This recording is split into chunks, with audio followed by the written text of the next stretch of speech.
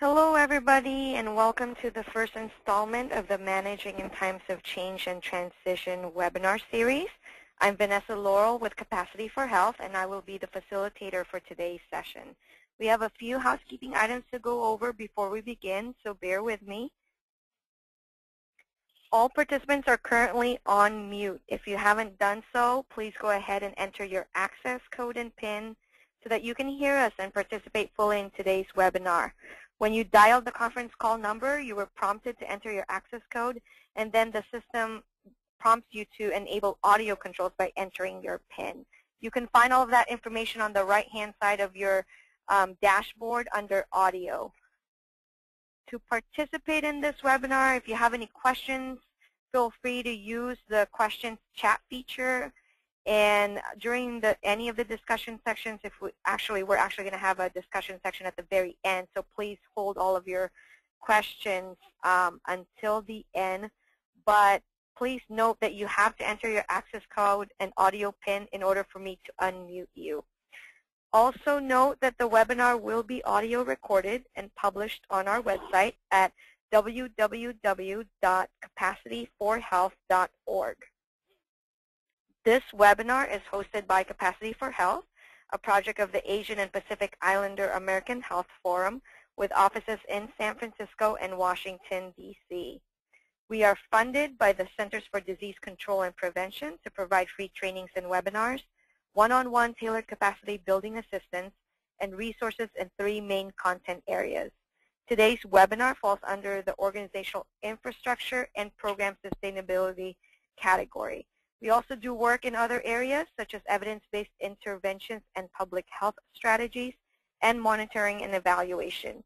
We are very, very excited and pleased to have Doris Roach join us today and present on the topic of managing change. Doris, will you go ahead and introduce yourself? Hello, everyone. It's a pleasure to be with you today. First, what I got to do is change into the presenter. Can everyone see my slides? Please go ahead and use the chat feature if you do see the slide, or raise your hand. Okay. All right. So I just want to make sure that the slides are on the screen. All right. Well, hello, everyone. I'm very excited. Actually, I'm sorry, Doris. I don't see your slide. No. Can you please go ahead and press the play button? All right. Oh, that's what I forgot to do. Sorry, folks. That's okay. All right. So I think we're live now. Excellent. Yes, I'm very excited to be here today to talk about this issue of managing in times of change and transition. Today we're going to be talking about self-management during change and transition, which is a very timely subject given that many AIDS service organizations have been experiencing significant changes over the past 2 and 3 years. In particular, we've noticed that a lot of organizations have been significantly impacted by the economy, have seen reductions in their grant awards and individual donations, and staff turnover continues to be a reality for many organizations. This is also an era where the Center for Disease Control is emphasizing the need for more program collaboration and service integration. So although historically a lot of organizations have been AIDS service organizations, they are now in the process of renewing their mission and visions and expanding their services beyond HIV/AIDS. And last year, the White House released its national HIV/AIDS strategy, and as a result, a lot of organizations are now waiting to see how the goals and strategy of that plan will impact or change HIV prevention and care efforts at the state and local level. Also, many HIV and AIDS organizations are also exploring alliances and collaborations with new partners. So given all of that, there's a great deal of change occurring within this field. And one of the things to note is, according to leading change management experts, there is a 70 to 75% chance of not achieving the goals of organizational change initiatives, which is a very high percentage. And one of the reasons that they cite for failure is not taking into account the impact of changes on the people that are most affected by those changes. So as a result, is a very important factor in any change management effort, that you address the needs of the human dimension of change. And that's what this seminar is all about today, because everyone has a different capacity to change and adapt. And anytime you have continual or large-scale changes, it can be unsettling, it can create stress, and in the long term undermine organizational effectiveness as well as quality delivery of services.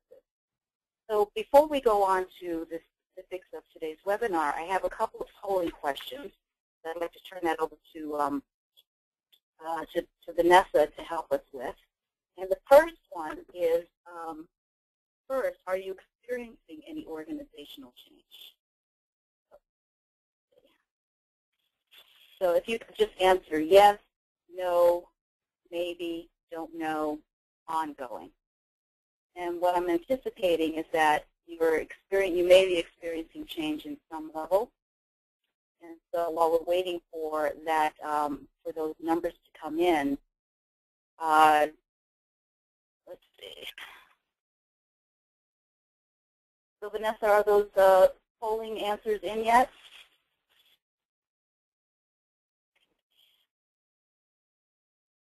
You should see it on your screen right now.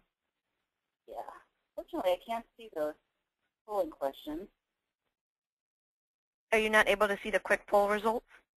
Yeah, I'm not. Would you? Sure. So 100% have said yes, and then, yeah. All right. So, yeah, that pretty much confirms what I said in the beginning of the webinar. So now the second polling question is, how are you coping with the change? Are you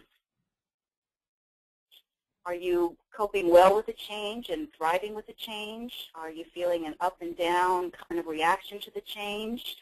Not so great, unsure, maybe not even affected by the change. It's just another thing that's happening in the workplace. So again, Vanessa, I'm going to need your help because I'm not able to see it on my screen. Sure, I will go ahead and do that. And then for the future, I just want to let you know I'll switch back the presenter roles to see if that will help out you. So I'll go ahead and close the poll right now. Any last-minute votes, please get them in. Okay. So 17% have said good to thriving. 33% have said up and down. Another 33% have said not so great. And another 17% have said unsure. Okay.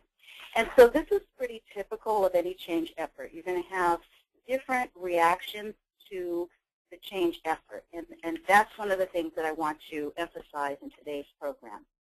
So we are going to be looking at today managing change on the individual level.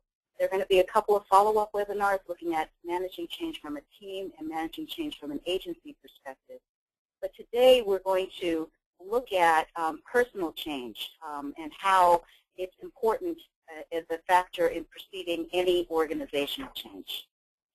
William Bridges is a leading change management expert, and I just absolutely love his stuff. He's really done a lot of great work around looking at how we deal with managing change. And what he says is that situational changes are not as difficult for organizations to make as the psychological transitions that people go through when they're impacted by change. So while ultimately results are obtained through mutuality, teamwork, organizational learning, and other collective action, all of that is going to be based on individual behavior, because only individuals can have values, think, act, and decide. And if you're a manager, somebody managing change, you're going to set the tone for people in terms of how they're reacting, because people tend to follow what they see rather than what they hear. So as a result, anyone leading change or managing others through change have to first manage themselves, because that is what other people are going to model. Another expert in the leadership development expert, Stephen Covey, and that's a name that some of you may well know, notes in his book, Principle-Centered Leadership, that profound sustainable cultural change can only take place within an organization when individuals within the organization change themselves from inside out. Not only must personal change precede organizational change, but personal quality must precede organizational quality. So identifying change, the need to change for whatever reason, internally or external factors precipitating that, is one thing, but actually doing it is another. And everyone that's going to be impacted by that change has to see the need for the change, has to see the need to move out of their comfort zone, to overcome all the internal and external pressures to remain the same and to connect to this new way of being. So what we're going to talk about today is managing the impact of change on an individual basis by looking at how change impacts us performance-wise, how change can raise resistance, which is a normal process of any change effort. We're also going to be looking at the differences between change and transition. These are two terms that are often used interchangeably, but they're two very different things, and we're going to look at the differences between the two. And then, in light of the difference between change and transition, we're going to look at the process of transition by looking at two models. One is the Bridges transition model, and the second is the change curve, which talks about the emotions that we go through whenever we're dealing with any change effort. The other thing that we're going to be looking at today is, in terms of managing ourselves through the process of change and transition, a key factor is increasing our emotional intelligence, which is a very different thing from our intellectual intelligence. And then we're going to look at a model called concentric circles of support to look at what are the varying levels of support that we can shore up in order to help us manage transition and change occurring specifically in the workplace, and then look at some strategies for coping with workplace change. And then at the end, you'll be given some opportunity to ask questions. So moving on, we're going to look at self-management. And one of the important factors to look at is that there are two sides to change. There's the technical side, and then there's the emotional side, or the human side. So the technical side is really the nuts and bolts of initiating change. It's strategizing, it's the decision-making, it's the reorganization.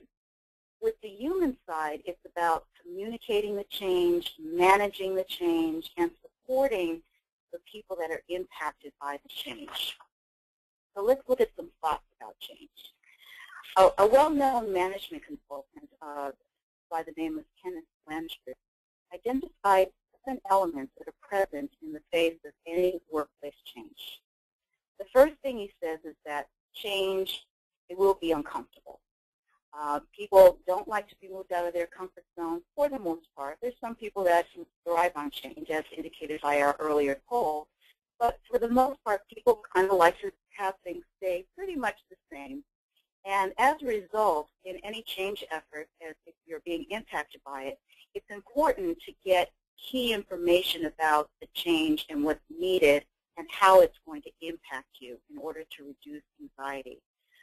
In my work doing change transition management, I find that there can never be enough information. The more information that you are provided with to address what I call the Wickham factor, what's in it for me, how am I going to be impacted, how am I going to be able to do my job, deliver services, rise up to the expectations that are expected of me, we really need a lot of information. The second thing that Kenneth talks about is that any change will bring up feelings of loss. And as a result, people will get angry or sometimes feel a sense of grief because there's a change between what things used to be and what's coming up, and we don't know what that is. And in some ways, it means letting go of what we're accustomed to. So it's very important during any change process to have a lot of opportunity to talk about what's happening, the impact of what's happening, as a way of supporting yourself through the process of change and transition. Because change can be very threatening. It can threaten us on a personal level. And when that happens, we can assume a defensive posture. We go into protective mode. As we all know, in the nonprofit arena, um, resources are scarce. So if we have a funding cut coming down the line, or there's a refunding change that's going to require us to shift our perspective, it can threaten us and put us in a defensive mode. And as a result, we're not communicating as effectively with our supervisors, with our colleagues, maybe even our clients, because we're focusing on how are we going to protect ourselves during this process of change. So it's very important that we connect with others, that the communication continues as much as possible. The other thing that he says is that change can feel overwhelming. And in this era of economic downturn and constant, it's been several years of funding cuts. And I hope some of you can relate to that. So it's an ongoing process, and it can get very overwhelming, and we can experience what I call change fatigue. So whenever it's possible, if you're in the position of managing change or being impacted by change, to have an opportunity to kind of have the change introduced in smaller, more manageable actions. One step at a time is a way to help us begin to integrate and begin to manage the process that's occurring. The other thing to realize is that everyone has a different threshold for transition. Some people thrive on it, as indicated in the earlier poll. Some people are not very comfortable with it, and some of us are in between. So it's very important for us to recognize that because you're feeling one way about change doesn't necessarily mean that your manager or your colleague is feeling the same way. And one of the things that I caution is that it's important for us to not go into blaming and shaming mode, meaning having judgment about how others are dealing with the change. So it's very important to be patient with others, as well as recognizing that there will be different reactions to the process. Also, he says that change can generate a win-lose attitude, and especially in the nonprofit arena where resources tend to not be plentiful, there can be a sense of belief in scarcity rather than an abundance, and we can get into a win-lose approach to change. If we have a change in leadership, it means that everything's going to change and I might lose my job. So one of the things to be mindful of is, not to get to a place of win-lose, black and white thinking. And then the last point I want to make before we move to the next polling question is if the pressure to change is removed, people tend to revert back to their old ways. Because again, we like our comfort zones. If a change happens, we react to it, we galvanize. But we also want to go back to things feeling what I call normal. And one of the things that we have to recognize is that when there's a change of any type, there's always going to be what I call a new normal. So it's important to keep vigilant. If you're in the process, if you supervise and manage others, to be mindful that people need to be continuously supported even after the change effort has taken place. So now I'd like to ask another question, and that is, what is your attitude to change in light of what I just said? And the first answer is you thrive on change. The second possibility is that you're not bothered by change. The third possibility is you resist change and you need time to prepare. The fourth possibility is that you're concerned with the effects of change. And I want to say here that I recognize it could be a combination of things, but what I want you to think about is, where do you first go? So for example, I know I tend to resist change and I need time to kind of get my footing. That's the first place I go. So where do you go first in terms of your attitude towards change? And if you just make a selection. And Vanessa, I think I might still need your help here. I'm kind of navigating. All right. I can see the quick poll. Great. And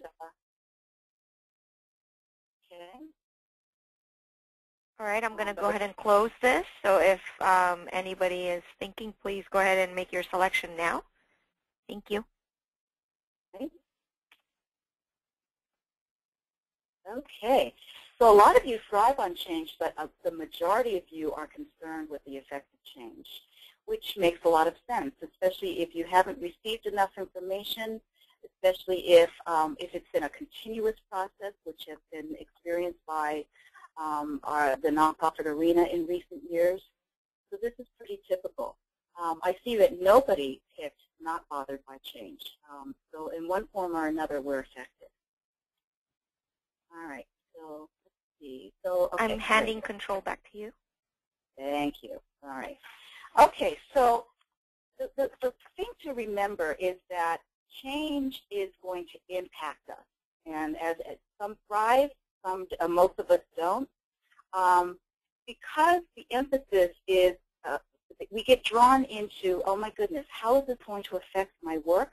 How is this going to affect my ability to deliver services?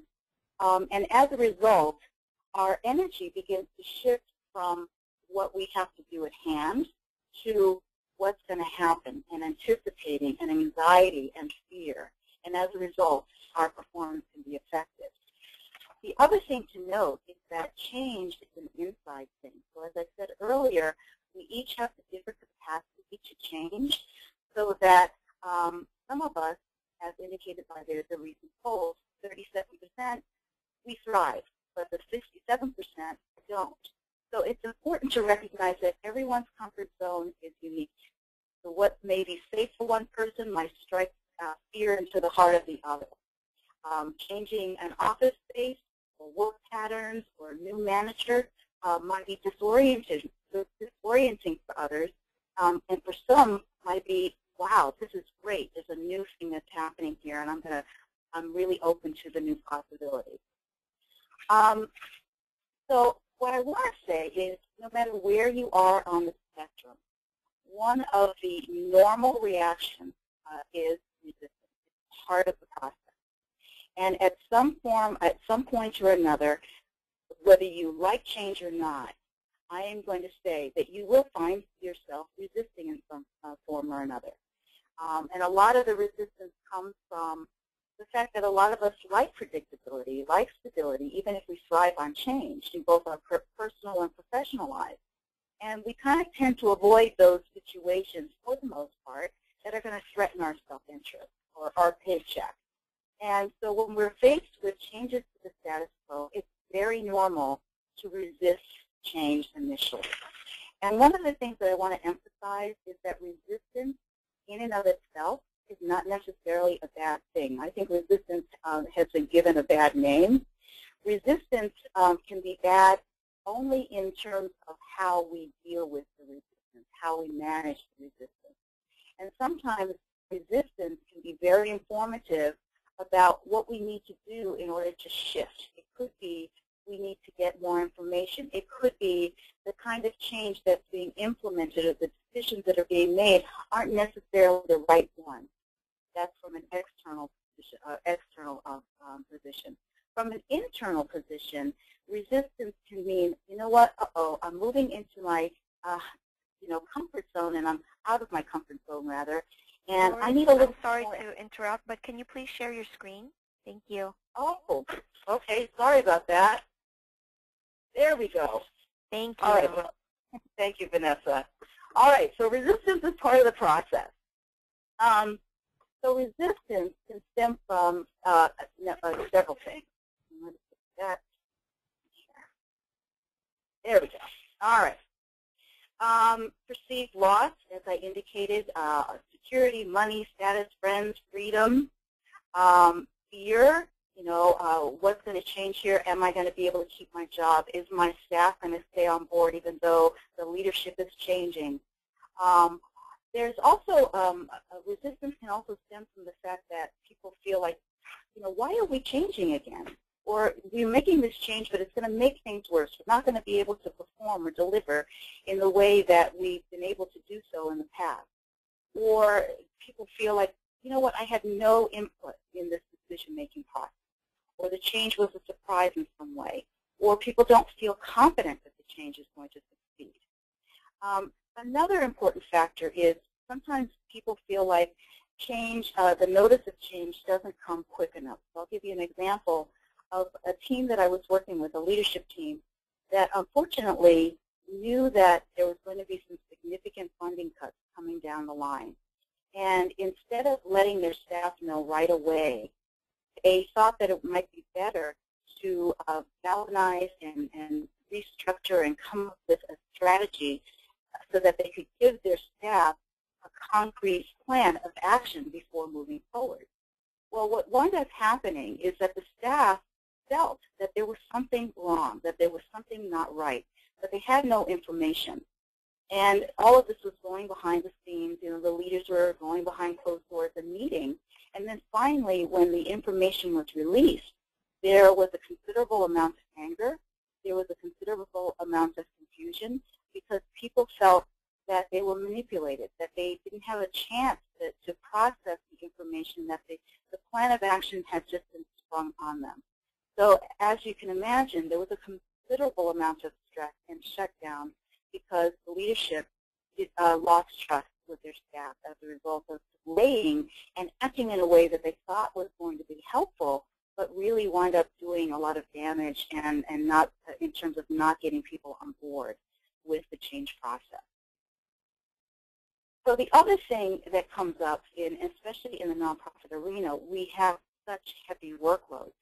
And so with any change, given a leadership change, a staff transition, a funding cut, you know, it means that there's going to be even more work than we already have on our very, very full plate. So more stress, fears of increased workloads can often bring up feelings of resistance. So pausing here just for a moment, what I want to now do is move into a new subject matter along with regarding change, and that is starting to look at the issue of change versus transition. As I said in the beginning of the webinar, these words are often used interchangeably, but in truth they have very separate and different meanings. William Bridges, the psychologist that I mentioned in the in the beginning of the workshop, wrote this groundbreaking book called Managing Transitions, which I highly recommend, and I have put his contact information at the end of the webinar for you to look up the book with. Says that change is a one-time occurrence. It's caused as a result of an initiating act or an event. We change jobs, we change clothes, we change living environments. So basically change is a shift from one person, place, or thing to another. So as a result, change is externally driven. It's usually, there's some sort of outcome that has to occur as a result of the change. And it tends to come on rapidly in one form or another. After that, what is experienced is the transition from one state to, that's the old state, the way things used to be, and the new state. And that shift from the old into the new is that process of transition, of dealing with the change that has taken place. So it's the letting go of how things were and embracing how things might become. And that, he says, is much more of an internal process. It's psychological. It's a reorganizational process that happens inside, as I said earlier, as we begin to institutionalize and incorporate the difference in our reality. It's related to letting go of the past, and it takes time. So in other words, change is situational. The transition, on the other hand, is psychological. And so now let's take a closer look at this whole subject matter of transition. What he says is that without transition, a change is just a rearrangement of furniture. So here's what he means by this. Many leaders assume that if they plan the change very carefully, that the transition will follow conveniently. And later, when it comes time for the changes to occur, there are surprising difficulties that are encountered, such as dependable employees producing the prescribed changes, or conflicts and confusion in the workplace. What you often see is sick leave increasing. And these are just to name a few of some of the things that happen in the process of transition. So unless that process of incorporating the change happens internally on the people being impacted by the change itself won't work, because it won't take, according to William Bridges. So let's look a little closer at the actual transition model. And here's his model. And what he talks about is that the model consists of three stages. First is the ending process, the letting go of what used to be. Then moving into the neutral zone, and this is the zone between the end and the new, where things aren't quite adjusted yet. You haven't quite made the move there. You don't have the new leadership in place if, let's say, your ED is leaving the organization. And then moving on to the new beginning. So in the ending phase, the kinds of questions that come up on an individual basis could be, why must I change? You know, why do we have to do this? And if it's continual change, why are we doing this again? The wisdom factor will come into it, and what I mean by that is, what's in it for me? You know, if this change is happening, how is this going to impact my ability to do my job? How is this going to impact my job? How is this going to impact the quality of services that I'm delivering? How is this going to impact my staff? And so, practically speaking, plans should take these issues into account and provide opportunities for employees to say goodbye, to talk about what's happening. So I'll give you an example of this. I was recently working with a team that was transitioning from one physical location to another. They had been in this other location for 35 years, and several of the team members had been with the organization for a lot of those years in that old place. And so they were in the process of transitioning into the new location, and there was a tremendous amount of anxiety. There were questions about what was ending. You know, if we leave this place, what's going to happen to our business? What's going to happen to our jobs? And so I was brought in to work with this team, and one of the things we did was work this model. And we talked about what was ending. And what was ending was, for a lot of them, especially those who had been with the organization a long period of time, was a sense of familiarity, of a comfort, but also what they discovered as they explored this ending phase and had a chance to speak with each other about what they were feeling was a recognition of that what was not ending was who they were as an organization, as a team. And as they had the opportunity to process what was happening, to talk about what was ending, to also connect with what was not ending, the anxiety level began to decrease, and the team began to come more together and to get excited about the possibilities of moving into this new environment and the opportunities that this transition was going to bring to them personally as well as to the organization. So moving into the neutral zone, here what's happening is there's this reorganization happening. The ending has occurred. You haven't quite begun yet. There are a lot of questions here about, can this change work? Things are in ambiguity. There's a lot of ambiguity here. I don't quite know where to find my new materials. I don't quite know how my program is going to be affected and how the outcome is going to be.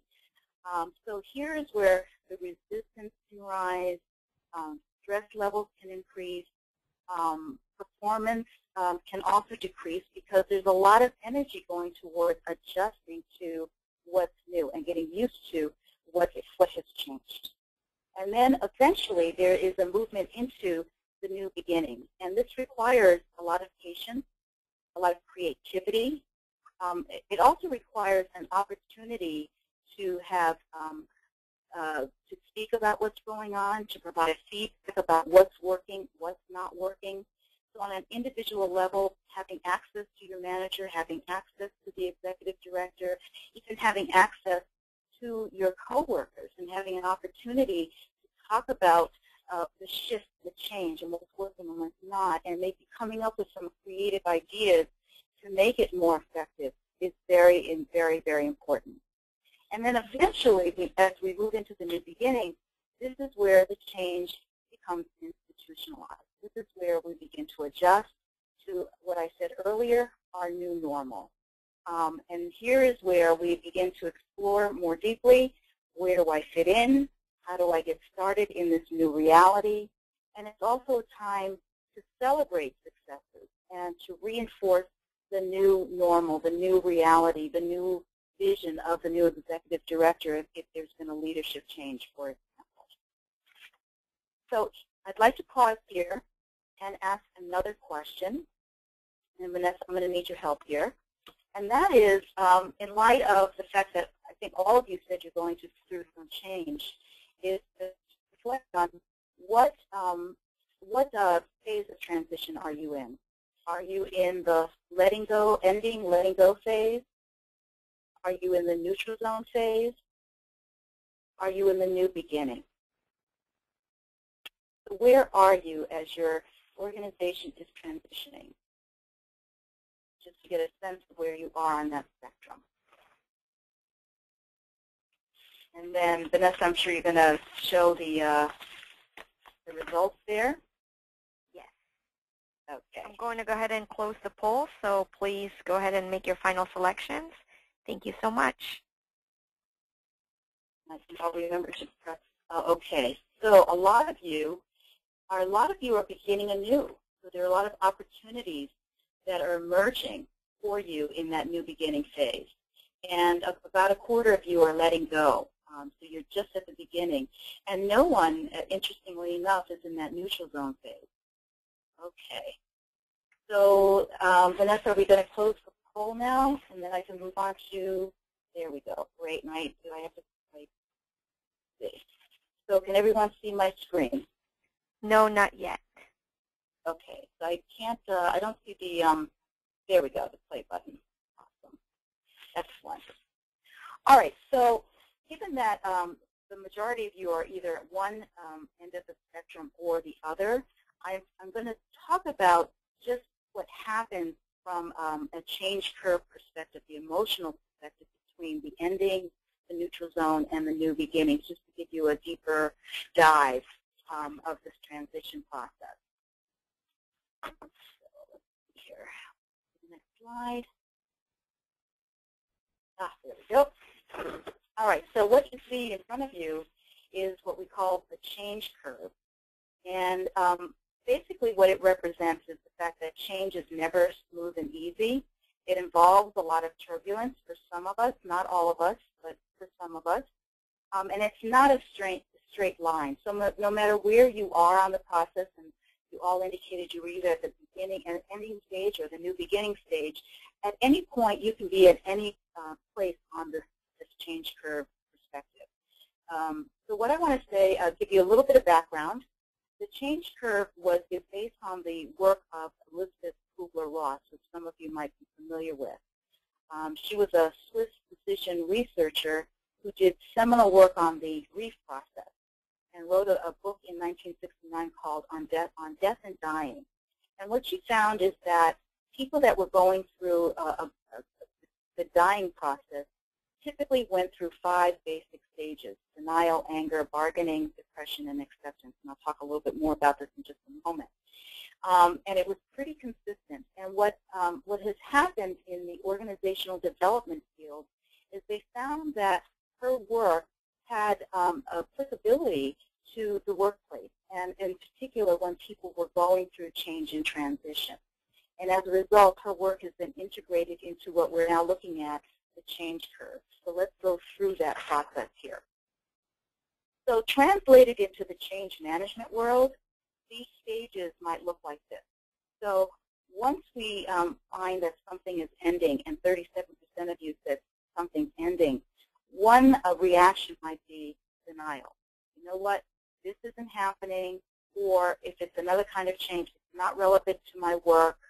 And at this stage, what happens is people sort of go into a place of shock or resistance, and there can be a shutting down, because for some people in their thinking is that if I ignore it and if I don't talk about it, then it's not happening. So sometimes it's an internal process, and it's a way of diverting people's attention on anything but the change that is occurring. So it's a very natural response. And it's because it's in reaction to the uncertainty. So what happens is people will shift their attention to the past and to familiar feelings that make them feel secure. Now, well, what can happen after we get out of the denial phase? Okay, this leader is leaving, or our funding is not going to be renewed, or there have been refunding changes that are going to be very tough for our organization. We can move into a place of resistance. I'm not having this. This is ridiculous. What do you mean, change again? And here is when people begin to realize that the change is actually taking place, that there's no way to avoid it. This is the place where people can move into a place of self-doubt. Fear can rise, anxiety can build, and it can cause morale and productivity issues. And here's where performance can begin to take a nosedive. And it could be very subtle, and a lot of this happens where you find people talking more about the change than actually doing their work, which can be as frustrating for managers and supervisors.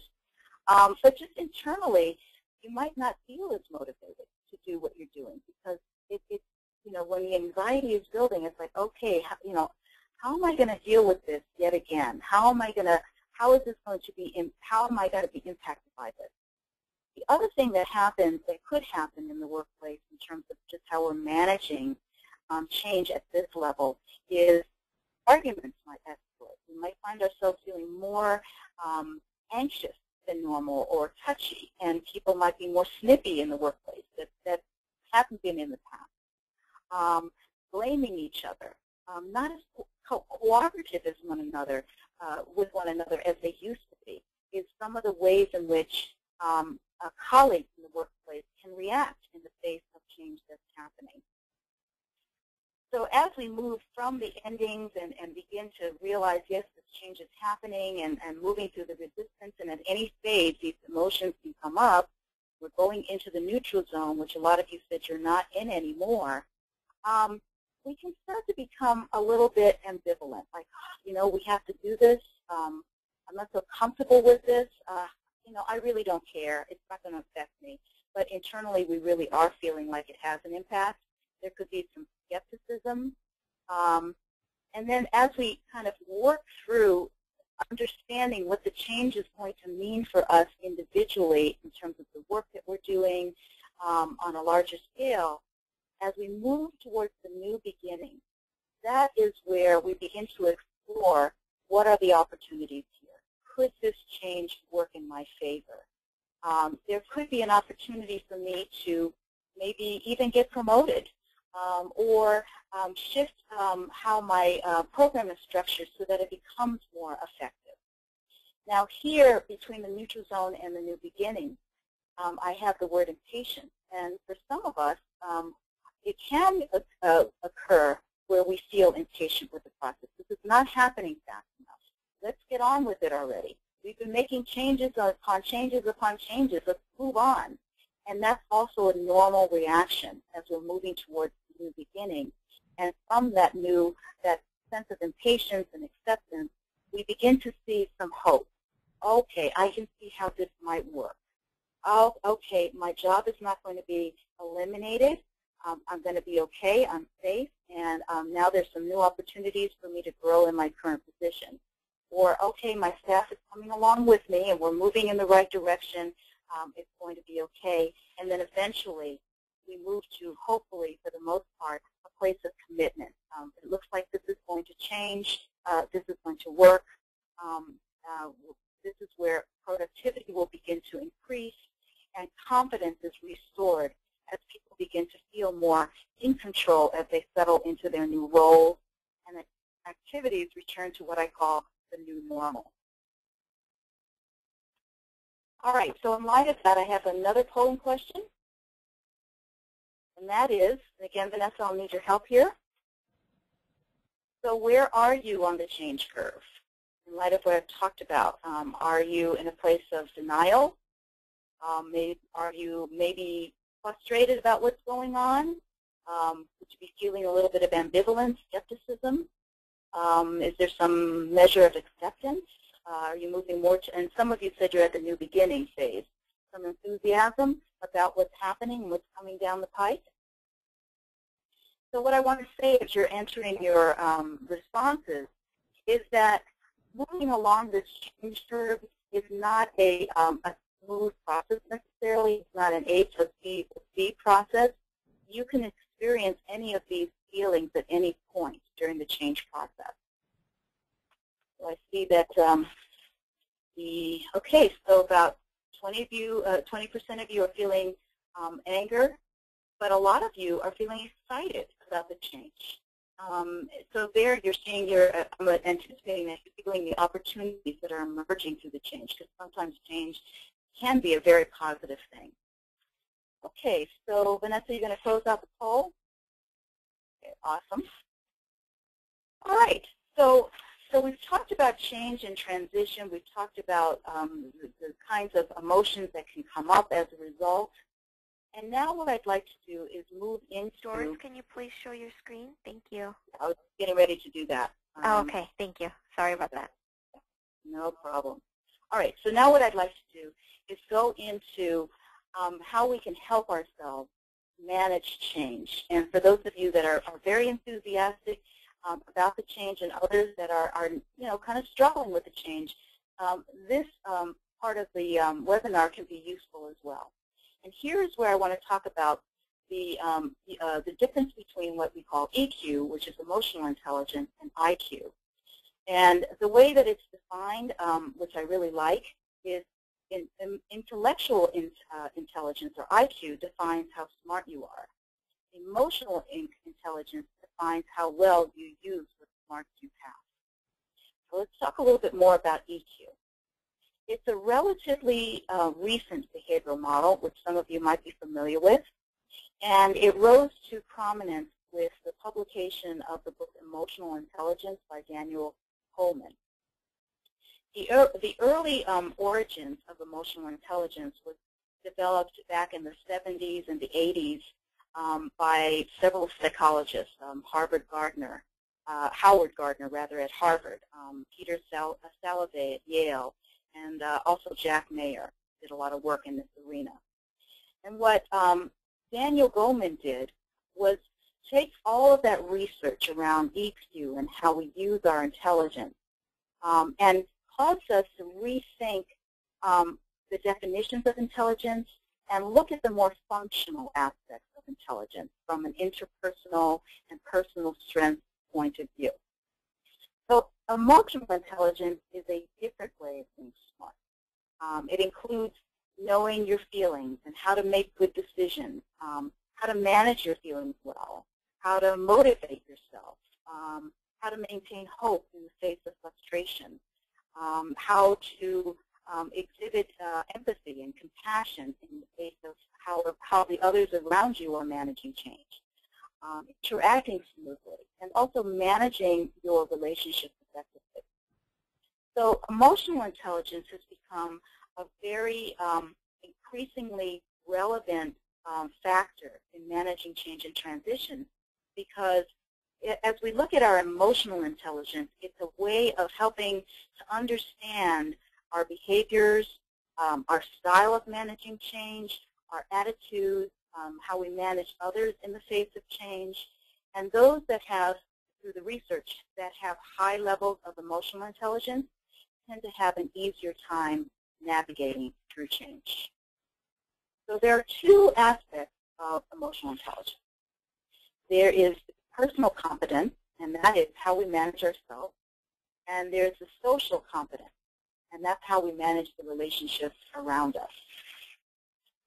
So let's look at the model of emotional intelligence. And as you can see on your screen, as you're looking at your screen, on the left-hand side, you see the personal competence, and there are three personal competences that come up with the Coleman model.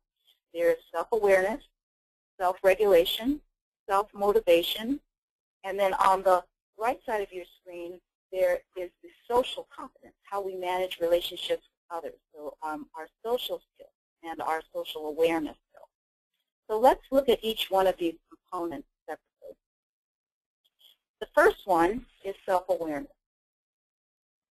And that is, this is our capacity to understand how we're feeling and thinking and acting in the moment. And our ability to recognize, let's say, if we're feeling upset about something, understanding why we're upset, what caused the upset, and also managing how we respond to that feeling of being upset. It's also the capacity of us being very aware of what are our strengths, what are our weaknesses. So, for example, when I was talking about that team moving from one location to another, and each team member kind of looked at what are their strengths and where are their opportunities for growth, as I like to say. One team member said, you know what, I really am not a patient person. And everybody kind of chuckled and said, oh, yeah? No kidding. And she laughed and she said, you know what, I know that about myself. I know I'm not patient, and I know that in order for me to manage this change, I'm going to have to work on that. So what she was demonstrating in that moment was a great deal of self-awareness about her capacity for patience and how that comes out in the face of managing change and transition.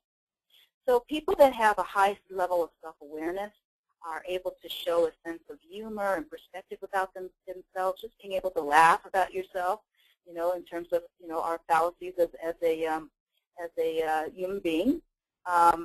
Also, this is a competency in which we are able to be reflective and learn from our experiences and learn from our mistakes, learn from our reactions, and able to move forward with greater courage and capacity for grace in the face of change and transition. So just take a moment and think about where you are in that spectrum. Just, you know, where are you in terms of self-awareness? What is your capacity? Is this a strength of yours, or is this an area that you could use some development in terms of helping you manage change and transition?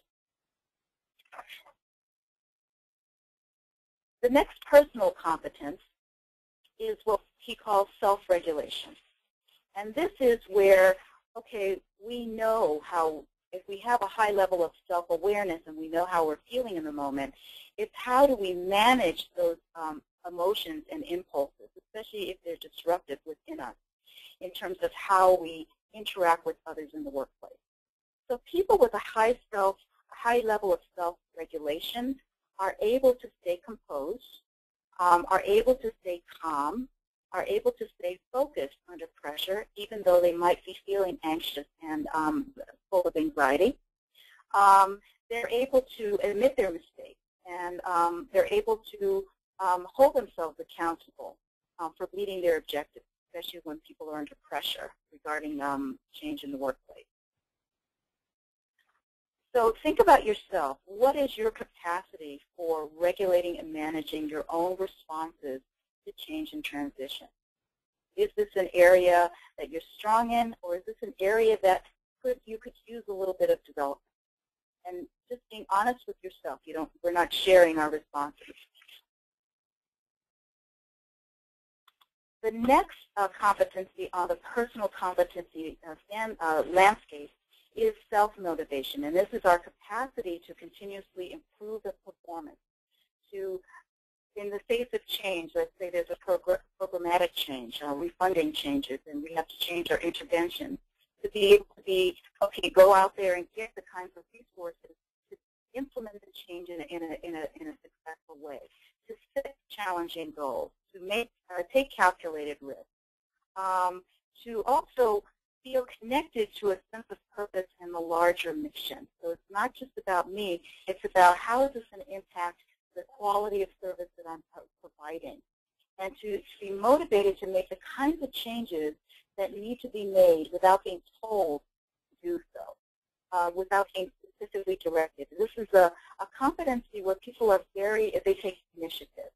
So what is your capacity for taking initiative, especially in the face of uncertainty, especially when there is change and transition? So again, take a moment, think about that. Is this an area for development? Is this a strength? Is it somewhere in between?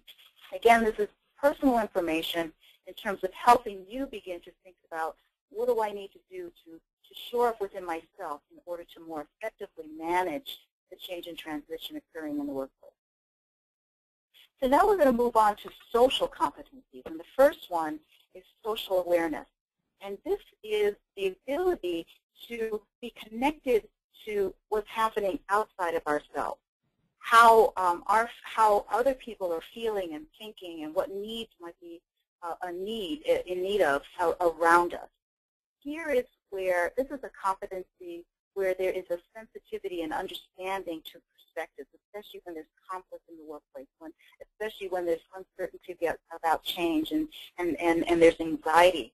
A person with this competency, highly evolved competency, is able to acknowledge and reward other people's strengths and accomplishments and development, support others, be able to relate to other people's perspectives on what's happening and their reactions to the change.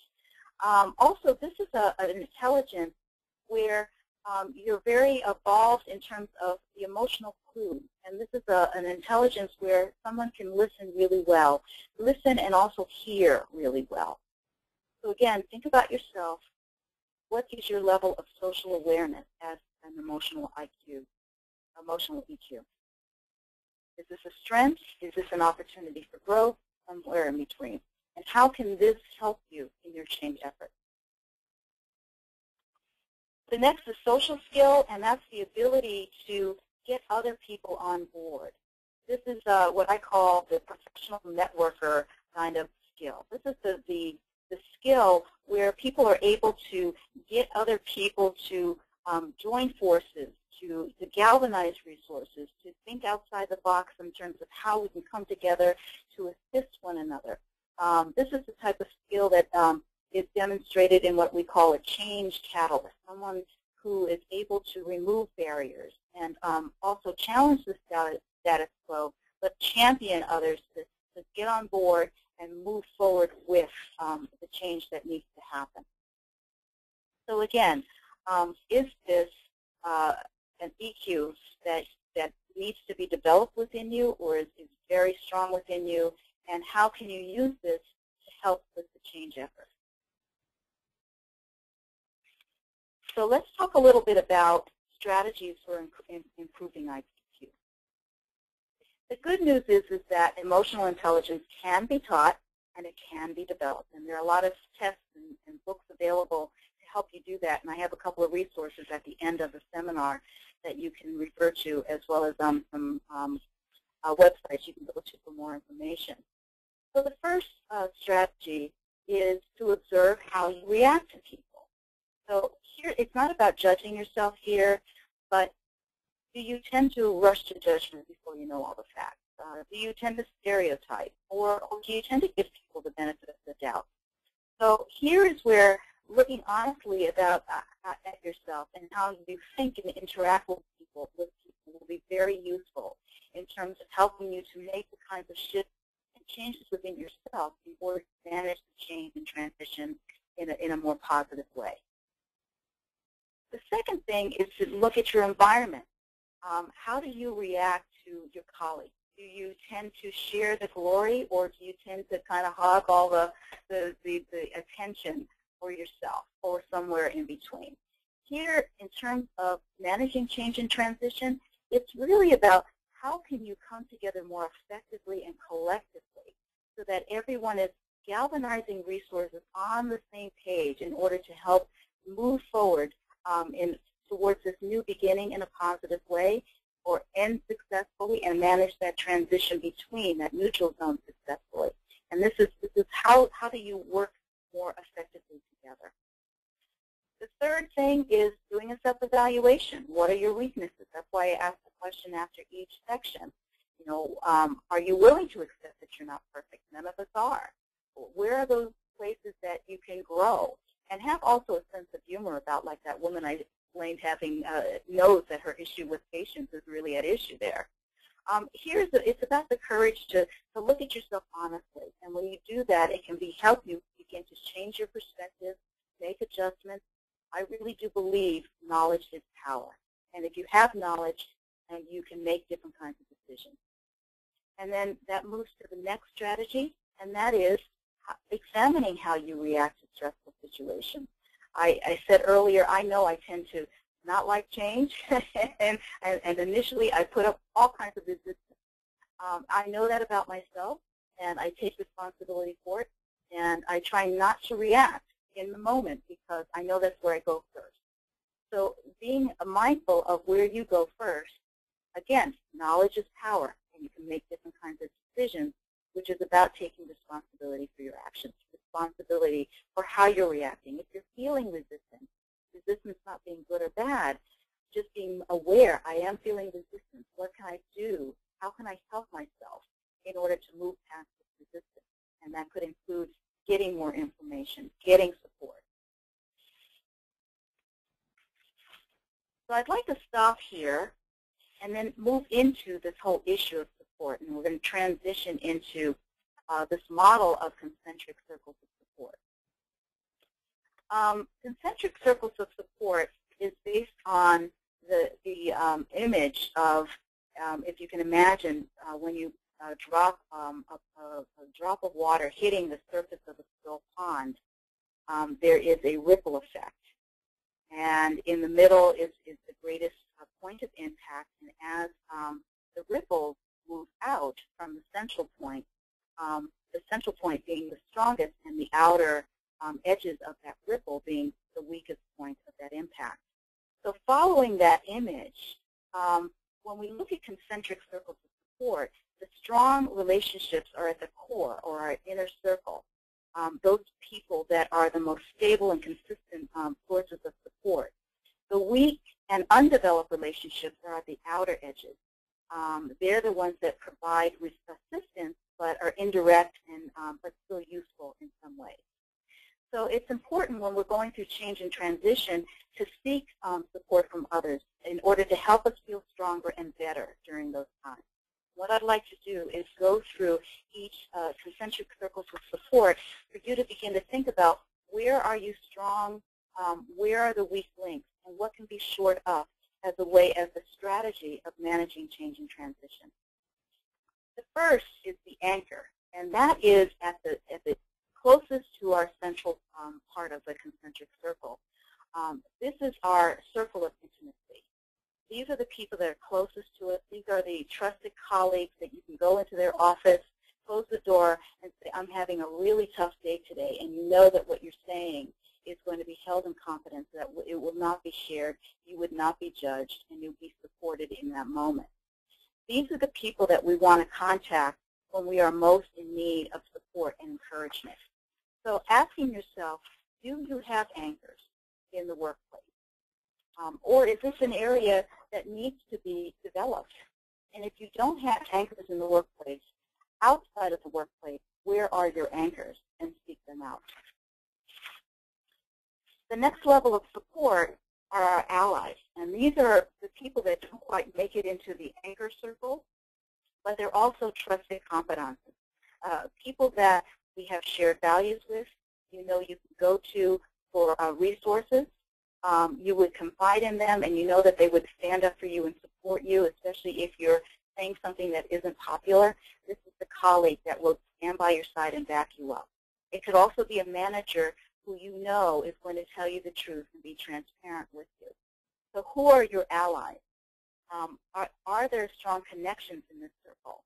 Or are there some weak links here? And where can you strengthen this particular concentric circle of support? The next are our associates. And this ring it consists of people that we're involved with because we see them on a regular basis. These are our colleagues that we work with but don't necessarily share confidences with. These are people that come and go. But they're also people that could be the seedbed for future close relationships. These are people that if you go and you ask for something specific, they give it to you and they're consistent.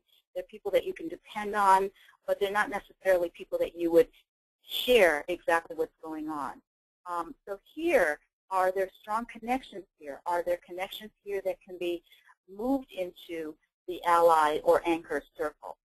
Or are there connections here that could be strengthened, that could help you with the change process that you're undergoing? And then last but not least are the assistants. And these are the people that provide targeted and focused assistance that are very valuable, but that can help you through the change process. So it could be a consultant that you work with on a regular basis that you know delivers time and time again, very good work, and that you could call upon to help. It could be a grant writer that you know actually will deliver and always does very good work for you, an accountant. These are what we call strategic alliances, and that here these people have their own agenda. It may not always be your agenda, but they're also people that you know that you could talk to or call upon for specific reasons that can be part of your concentric circles of support. All right, so a couple of reflection questions that I've been asking all along, but I just want to raise it again, is where are your strongest connections? Why? How are those connections strong? Where are your weakest links? What's missing? And in what ways? What rings do you want to strengthen? Again, in what ways and how? Which rings do you want to cultivate, and in what ways? How? So again, looking at your concentric circles of support, who's there for you? If they're not there in the workplace, where are they outside the workplace that can help you as you're making this change and transition? So on that note, I want to say that change is an opportunity. And I have this wonderful quote by Albert Einstein that's where he says, "Let's not pretend that things will change if we keep doing the same thing. A crisis can be a real blessing to any person, to any nation. For all crisis brings progress. Creativity is born from anguish, just like the day is born from dark night. It's in crisis that inventiveness is born, as well as discoveries and big strategies.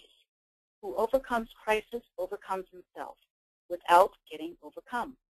Who blames his failure to a crisis, neglects his own talent, and is more respectful to problems than the solution."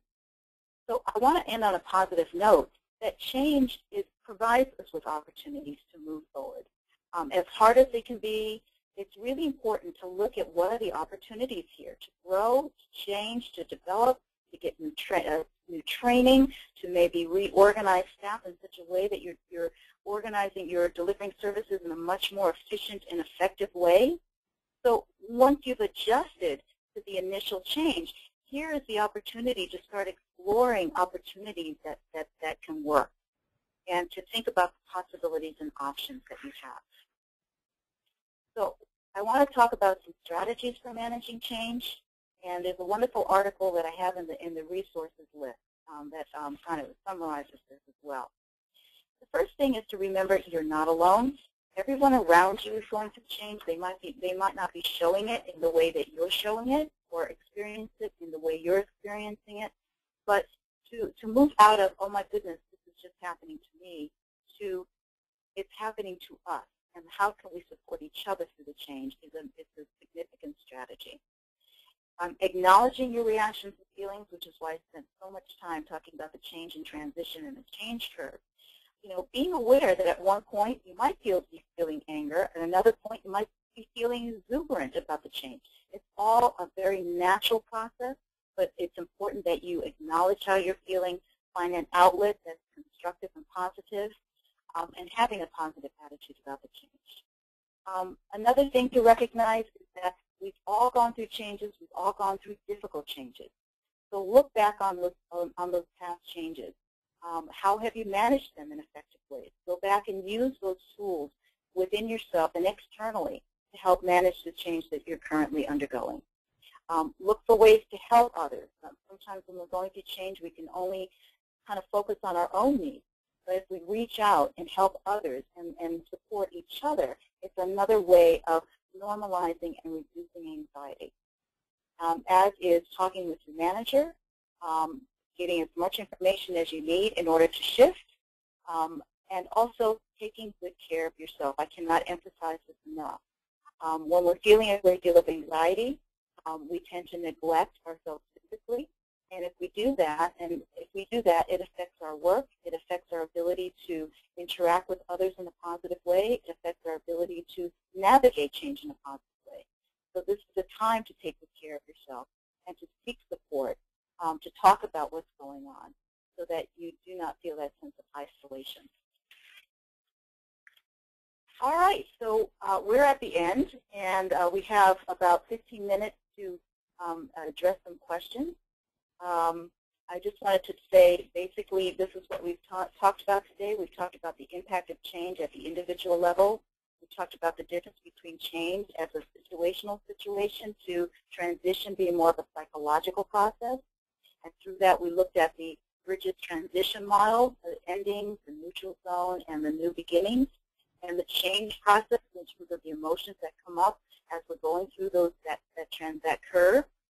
We talked about the importance of emotional intelligence. How do we navigate ourselves and the relationships around us, our EQ versus our IQ in the face of change? And we looked at how do we begin to build our concentric circles of support. Who are our anchors? Who are our allies? Who are our assistants that can help us to manage and navigate as we're moving through the change process? Briefly, some resources for your toolkit. Managing Transitions by William Bridges is an absolute must on everyone's bookshelf. It is a classic, and it is a wonderful descriptor of the change process. If you want to know more about the grieving process on death and dying, it's a classic book by Elizabeth Kubler-Ross, which is also something I recommend that you have on the bookshelf. For more information about emotional intelligence, Daniel Coleman's book, Emotional Intelligence, is a good one to get. And the Consortium for Research on Emotional Intelligence in Organizations has a tremendous amount of resources on emotional intelligence, as well as, I believe, assessments so that you can test yourself to see where you fall on the spectrum in the various domains. And then last but not least is a wonderful article dealing with workplace change that I highly recommend that you download at the address that I've listed. And it gives a lot of good strategies to help you individually manage change and transition. On that note, I'd like to open up the program to questions. Are there any questions? We've covered a lot today.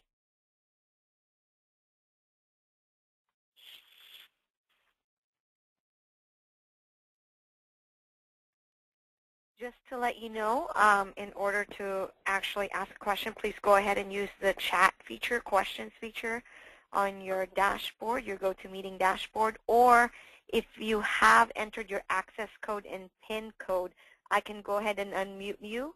To do that, please raise your hand, and then I'll go ahead and unmute you. So if you have any questions, please let us know.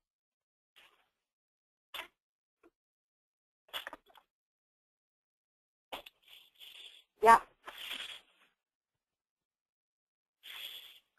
I'm not seeing anything as of right now. I'm actually going to, oh, there is a question. Is there any question?